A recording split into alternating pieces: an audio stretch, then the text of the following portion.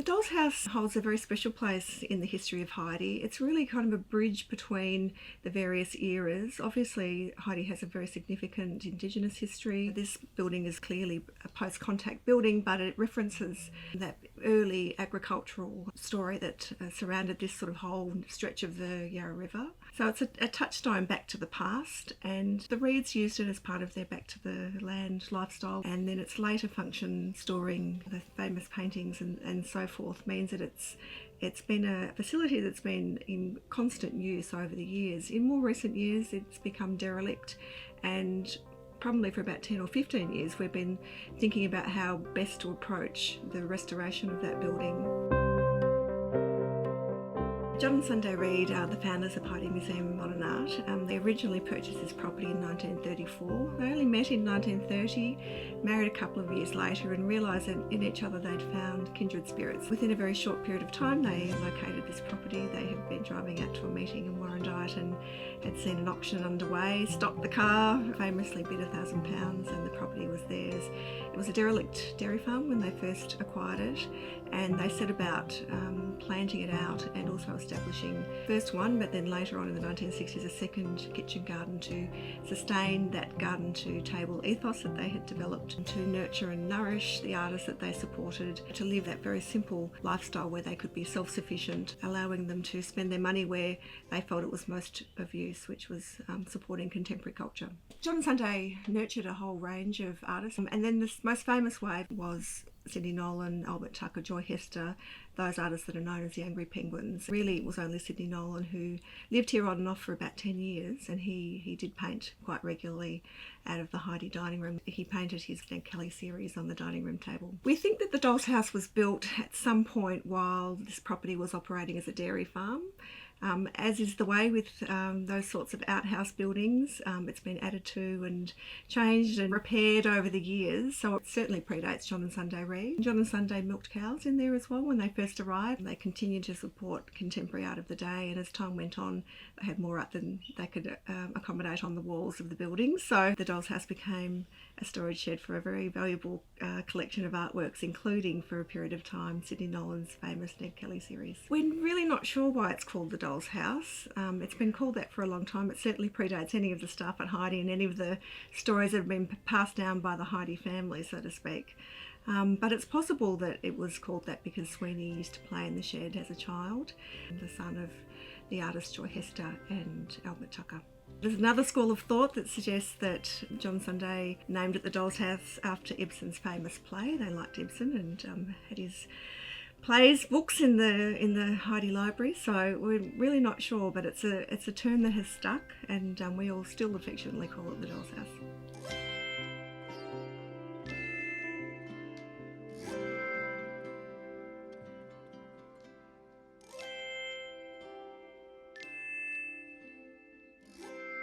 When we started with this, we virtually drew up what we saw with photos. We started to dig it all out, cut all the vines back to see what was left of the actual structure, which wasn't much. So then we propped everything and hung the building and got it back to where it used to stand, which has sort of given us a better idea of what was left and what we had to replace. We're basically going to reproduce everything that's on site. Nothing will actually be removed from site. We'll drop each wall at a time, rebuild it on the ground with what material needs to be replaced. If it doesn't need to be replaced, we'll reuse it so it still stays as it was. We've resourced timbers with the exact timbers that were there. We've got it from various sites, people who recycle timber, we've got a lot from there, and then we cut it ourselves and machined it ourselves to get it to the right size. The roofing was an old rolled sort of tin, a lot wider than what they have today, and we're getting that remade too with soldered gutters. Flooring, we've done the same with the old red gum stumps, which normally now they use concrete, but we're keeping it the way it was. The weatherboards and flooring someone has replaced at some stage, so a lot of that we're just trying to work back what they used to do in those days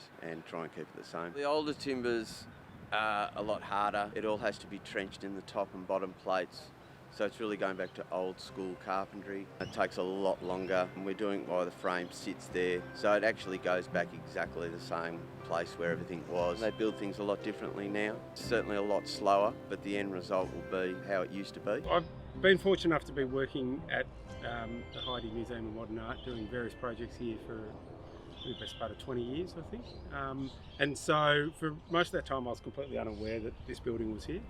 It was pretty much hidden under bushes and scrub. Part of the process in undertaking this restoration was a requirement from the Heritage Overlay was to actually keep the structure standing whilst we restored it. That became probably the biggest challenge in the restoration works. Once we'd established a methodology for pulling the building apart whilst keeping the roof on and then re-establishing the subfloor and the frame, we then have a series of meetings with the heritage architects to look at what components of the existing fabric we can reuse. There's a fair bit of investigation, a bit of patience, and a little bit of a passion for holding on to materials and storing them. It's then having the skill set amongst the people that work with you to understand how to prop a building and do that sensibly. And Dean, who's been working here, obviously makes it look pretty effortless, but he is a master technician, that sort of stuff. The way in which he propped the original building so they could hang in mid-air whilst he pulled all the walls out around it.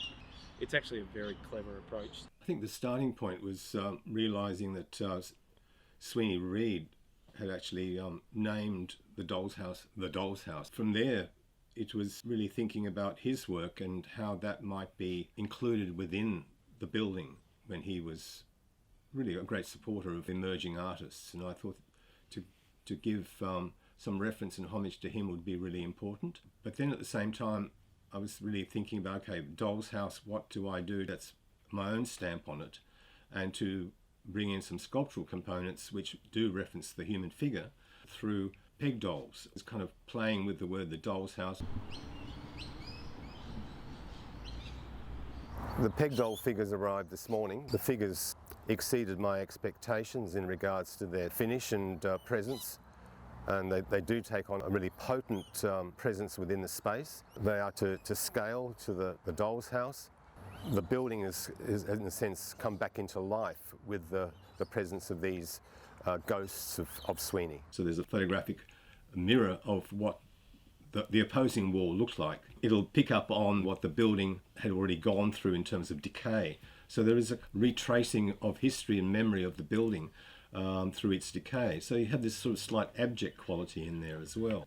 After the person's been in the space, the telepoem is the poem they see as they leave the building and invites you into the garden to the sky.